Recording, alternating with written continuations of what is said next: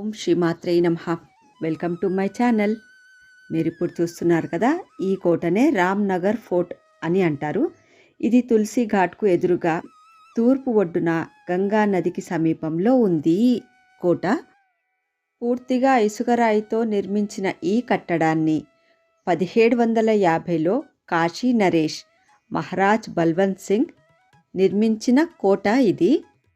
ఈ fort main entrance చూస్తున్నారు కదా, ఎంతో విశాలమైన మరియు ఎత్తైన ప్రహరీ గోడతో పాటు ఎంతో ఎత్తైన మరియు భారీగా ఉన్న 2 గేట్స్ కూడా ఉన్నాయి ఈ ఫోర్ట్కి. ఈ కోటలో వేదవ్యాసుని దేవాలయంతో పాటు మ్యూజియం మరియు రాజనివాస సముదాయం ఉన్నాయి. ఈ ఆవరణలోనే ఉన్న మ్యూజియంకి వెళ్ళడానికి టికెట్ తీసుకోవాలి. పెద్దవారికి 75 రూపీస్, పిల్లలకి 20 రూపీస్ టికెట్ తీసుకోవాల్సి ఉంటుంది.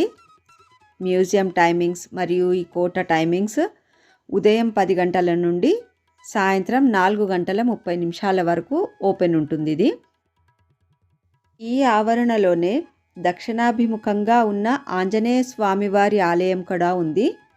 ఆ స్వామివారినే దక్షిణముఖి అని కూడా పిలుస్తారు. ఈ మ్యూజియంని సరస్వతి భవన్ అని పిలుస్తారు. ఇందులో వారణాసి నేత కార్మికుల అత్యుత్తమ ఉత్పత్తితో చేసిన దుస్తులు, కత్తులతో ఆకట్టుకునే ఆయుధశాల, ఈ మ్యూజియంలోనే ఆఫ్రికా, బర్మా మరియు జపాన్కు చెందిన పాత తుపాకులు ఉన్నాయి. ఎంతో విశాలమైన ఆవరణలో ఉన్న ఈ కోట ప్రాంగణాన్ని నీట్గా చాలా బాగా మెయింటైన్ చేస్తున్నారు వీళ్ళు. కాశీ విశ్వనాథ్ మందిరానికి నైరుతి దిశలో 1.5 కిలోమీటర్ల దూరంలో ఉంటుంది తిలభండేశ్వర ఆలయం. వారణాసి బస్టాండ్ నుండి 4.5 కిలోమీటర్ల దూరంలో ఉంటుంది ఈ ఆలయం. 716లో నిర్మించిన ప్రస్తుత కట్టడం తిలభండేశ్వర్ మహాదేవ్ కాశీలోని అతిపెద్ద శివలింగం ఉన్న ఆలయం. ఆలయ ప్రాంగణంలోకి వచ్చేసాము. ఈ లెఫ్ట్లో కనిపిస్తున్నాయి కదా ఆరెంజ్ కలర్ పిల్లర్స్, అదే బిల్డింగ్ మఠము. ఈ ఆలయంలోని పూజారులు మరియు స్వామివార్లు ఆ మఠంలో ఉంటారు. ఇటు రైట్ సైడ్ విభాండేశ్వర్ మహాదేవ్ ఆలయం ఉంది. కిందికి వెళ్ళాలి. స్ట్రైట్గా వెళ్తే తిలబండేశ్వర్ స్వామివారి ఆలయం ఉంటుంది. కాశీ నగరంలోని అత్యంత పురాతన దేవాలయాలలో ఈ దేవాలయం ఒకటి. ఓం నమో భగవతే తిలభండేశ్వర మహాదేవాయ జ్యోతిర్మాత్ర స్వరూపాయ నిర్మల జ్ఞాన చక్షుషే నమః శివాయ శాంతాయ బ్రహ్మణే లింగమూర్తయే నమః. కనిపిస్తున్న ఈ జాలి లోపల కిందికి విభాండేశ్వర స్వామి శివలింగం ఉంది. విభాండ ఋషి పరమశివునికై తపస్సు చేసి పరమేశ్వరుణ్ణి ప్రసన్నం చేసుకున్నారంట. అప్పుడు పరమేశ్వరుడు విభాండ ఋషికి దర్శనమిచ్చి శివలింగ రూపంలో ప్రతిరోజు నూగింజంత పరిమాణంలో ఈ శివలింగం పెరుగుతూ ఉంటుందని స్వయంభువై వెలిశారట. అప్పుడు దేవతలందరూ తిల పరిమాణంలో రోజు పెరుగుతూ పోతే భూమి సరిపోదు కదా స్వామి అని పరమేశ్వరుని వేడుకోగా, సరే అయితే ప్రతి సంవత్సరం మాత్రమే తిల పరిమాణంలో పెరుగుతుంది. ఇది మకర సంక్రాంతి రోజు మాత్రమే తిల పరిమాణంలో ఈ శివలింగం పెరుగుతూ వస్తుందని సాక్షాత్తు పరమశివుడు చెప్పారట. చూస్తున్న ఈ తిలబండేశ్వర్ మహాదేవ్ శివలింగం చుట్టుకొలత 4.6 మీటర్లు మరియు ఎత్తు 1.4 మీటర్లు ఉంటుంది. ఈ శివలింగం దర్శన మాత్రంతో ముక్తిని పొందుతారని భక్తుల విశ్వాసం. మీరు చూస్తున్న తిలభండేశ్వర్ మహాదేవ్ ఆలయం లోపల గర్భగుడిలోని స్వయంభూ శివలింగం 2500 సంవత్సరాల క్రితం స్వయంగా ఉద్భవించిందని భక్తుల నమ్మకం. ఈ ఆలయ నిర్మాణం మరియు ఆచారాలు మలయాళీ, కేరళ, దక్షిణ భారతదేశం మరియు ఉత్తర భారతదేశ సంస్కృతుల అన్య దేశ సమ్మేళనాన్ని ప్రదర్శిస్తాయి. ఈ ఆలయంలో వినాయకుడి ఆలయం, అయ్యప్ప స్వామి ఆలయంతో పాటు ఇతర దేవీ దేవతల ఉప ఆలయాలు కూడా ఉన్నాయి. ఇక్కడ పార్వతీమాత జీవదాని అంబాజీ మాతగా వెలిశారు. 12 కోట్ల సార్లు శివనామాన్ని రచించిన పుస్తకాలను ఉంచారు. శివకోటి స్తూపంలో ఇదే శివకోటి స్తూపం. ఈ శివస్తూపం చుట్టూ 12 సార్లు ప్రదక్షిణలు చేస్తే కోరుకున్న కోరికలు నెరవేరుతాయని భక్తుల విశ్వాసం. ఈ ఆలయ ప్రాంగణంలో వినాయకుడి ఆలయంతో పాటు కుమారస్వామి ఆలయము, సీతారాముల వారి ఆలయము, సరస్వతి అమ్మవారి ఆలయంతో పాటు మన్కామ్నా మహదేవ్ ఆలయం కూడా ఉంది. ఈ ఆలయంలో శివాలయంతో పాటు ఇతర దేవీ దేవతల ఉప ఆలయాలను కూడా దర్శించవచ్చు. ఆయా దేవీ దేవతల మందిరాల పక్కనే వారికి సంబంధించిన స్తుతి మరియు స్తోత్రాలని గోడలపైన లిఖించబడి ఉన్నాయి. సకల విద్యలకు అధిపతి ఆది గురువైన శ్రీ దక్షిణామూర్తి ఆలయమే ఇది. ఈయనే దక్షిణామూర్తి. గురవే సర్వలోకానాం భీషజే భవరోగిణాం నిధయే సర్వవిద్యానాం దక్షిణామూర్తయే నమః. ఆంజనేయ స్వామివారి దర్శనంతో మా తిలభండేశ్వర్ మహదేవ్ ప్రదక్షిణ పూర్తయింది. ఇప్పుడు అయ్యప్ప స్వామివారిని దర్శించుకుందాం. స్వామియే శరణమయ్యప్ప అని భక్తులు స్వామివారికి దండాలు పెడుతున్నారు. ఇక్కడ ఇవే 18 అయ్యప్ప స్వామి పవిత్రమైన పడిపూజ మెట్లు.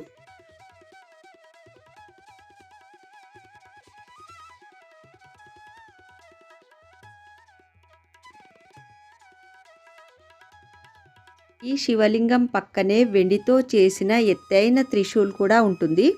ఇదేనండి తిలభండేశ్వర్ మహదేవ్ మూల మంత్రము. ఈ ఆలయానికి వచ్చిన భక్తులు ఈ మంత్రాన్ని జపిస్తూ స్వామివారిని దర్శిస్తారు. దండపాణి ఆలయం కాశీలో కాలభైరవ దేవాలయం, కాశీ విశ్వనాథ దేవాలయం వంటి వాటితో పాటు చాలా ముఖ్యమైన ఆలయం ఇది. కాశీలోని విశ్వనాథ్ గల్లీ ప్రాంతంలో కాశీ విశ్వనాథ ఆలయానికి అతి సమీపంలో ఉంది ఈ ఆలయం. దండపాణి స్వామివారిని కాశీకి పరిపాలకుడిగా శివుడు నియమించాడని భక్తులు విశ్వసిస్తారు. కాశీలో దుర్మార్గులను శిక్షించి తన దండంతో తరిమివేస్తారు మరియు ధర్మబద్ధమైన నివాసితులను రక్షించడమే కాకుండా కాశీకి ఎవరు వస్తారో కూడా నిర్ణయిస్తారని భక్తులు నమ్ముతారు. ఇక్కడ చూస్తున్నారు కదా, దండపాణి స్వామివారిని దర్శించిన భక్తుల వీపు పైన పంతులు గారు ఆ దండంతో 3 సార్లు వీపు పైన కొడతారు. శ్రీశైలంలో సాక్షి గణపతిలాగా ఇక్కడ ఈ దండపాణి స్వామివారు సాక్షి మనకు. ఈ ఆలయ ప్రాంగణంలోనే 5 శివలింగాలతో పాటు కాలకూప నుయ్యి కూడా ఉంది. ఈ నుయ్యిని జాలితో కవర్ చేసి ఉంచారు.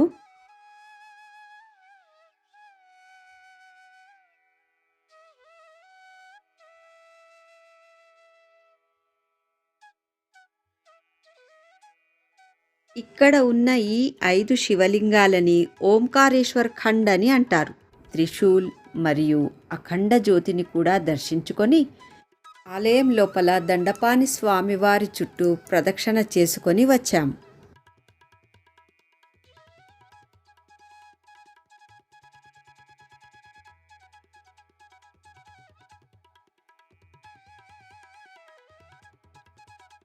ఇక్కడే ఓంకారేశ్వర్ ఖండ్ కూడా ఉంది. హర హర మహదేవ్ శివ శంభో శంకర.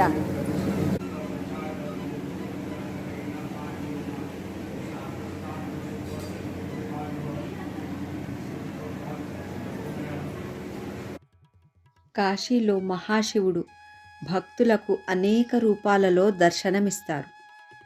కాలభైరవ రూపంలో భక్తుల రక్షకుడిగా ఉండగా, 12 జ్యోతిర్లింగ రూపంలో భక్తుల తారక మంత్రాన్ని అందుకునే విశ్వేశ్వరునిగా ఉంటారు.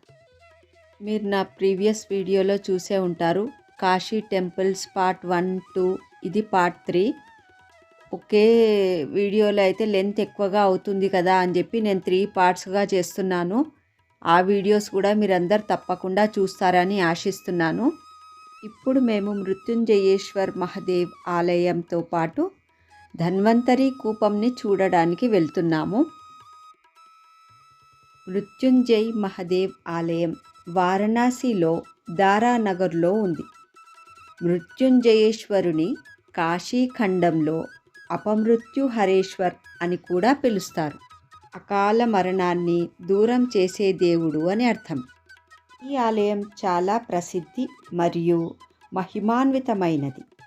ఈ ఆలయంలోని శివలింగం భక్తుల సహజ మరణం నుండి కాపాడుతుందని భావిస్తారు. భక్తులు ఇక్కడికి వచ్చి వారి సమస్యల నుండి బయటపడటానికి పూజలు నిర్వహిస్తుంటారు. ఈ ఆలయంలో మరో ప్రత్యేకత కూడా ఉందండి. అదే ధన్వంతరి కూప్. కూప్ అనగా బావి. ఇదేనండి ధన్వంతరి బావి. ఈ బావిలోని నీరు జీవరాశిపై చికిత్సా ప్రభావాన్ని చూపుతుందని భక్తులు నమ్ముతారు. ఈ బావిలోని నీరు అనేక భూగర్భ నీటి ప్రవాహాల మిశ్రమంగా పరిగణించబడుతోంది. అనేక వ్యాధులను నయం చేయడంలో అద్భుత ప్రభావాన్ని కలిగి ఉంటుంది బావిలోని నీరు. ఈ అద్భుత బావి వెనుక ఉన్న మరొక కథ ఏమిటంటే, ఒక ప్రసిద్ధి ఆయుర్వేద పితామహుడు, ఆయన పేరే ధన్వంతరి, తన ఔషధాలన్నింటినీ ఈ బావిలో పోశాడని అంటారు. అందుకు కూడా ఈ బావిలోని నీరు పవిత్రమైనదై మరియు ఔషధ ప్రభావంతో అనేక రకాల వ్యాధుల నుండి నయం చేయగల శక్తివంతమైన నీరు అని భక్తుల విశ్వాసం. సకల పుణ్యనదులలోని నీరు ఈ బావిలో ఊరుతాయట. ఈ బావిలోని నీటికి ఆయుర్వేద గుణాలున్నాయని కూడా చెప్తారు. ఈ నీటిని తాగితే రోగాలు నయమవుతాయని భక్తుల నమ్మకం. ఇక్కడికి వచ్చినప్పుడు ఈ నీటిని తప్పకుండా త్రాగండి. ఈ బావి పక్కనే ధన్వంతరి మహాదేవ్ ఆలయం కూడా ఉంది. వేరే ఉప ఆలయాలు కూడా ఉన్నాయి ఈ బావి చుట్టూ. నా వీడియోస్ మీకు నచ్చుతున్నాయని ఆశిస్తున్నాను. నా ఛానల్ సబ్స్క్రైబ్ చేయండి. కాలభైరవ్ మందిరంలోకి కెమెరా అలౌ చేయలేదు, అందుకే నేను ఆ వీడియో చూపించలేకపోతున్నాను. మృత్యుంజయ్ మహాదేవ్ మందిరం దగ్గర కూడా కెమెరా అలౌ చేయలేదు మాకు, అందుకే నేను స్వామివారి వీడియో తీసి చూపించలేకపోయాను. ఎదురుగా కనిపిస్తున్న గర్భగుడి లోపలే శివలింగం ఉంటుంది. ఆ శివలింగాన్నే మహామృత్యుంజయ్ మహాదేవ్ అని భక్తులు కొలుస్తారు. ఇక్కడే అకాల మృత్యు దోషం నుండి రక్షించు స్వామి అని భక్తులు పూజలు నిర్వహిస్తున్నారు. ఈ వీడియో చూస్తున్న మీ అందరిపై ఆ మృత్యుంజయ్ మహాదేవ్ ఆశీస్సులు ఎల్లప్పుడూ ఉండాలని కోరుకుంటూ థ్యాంక్స్ ఫర్ వాచింగ్.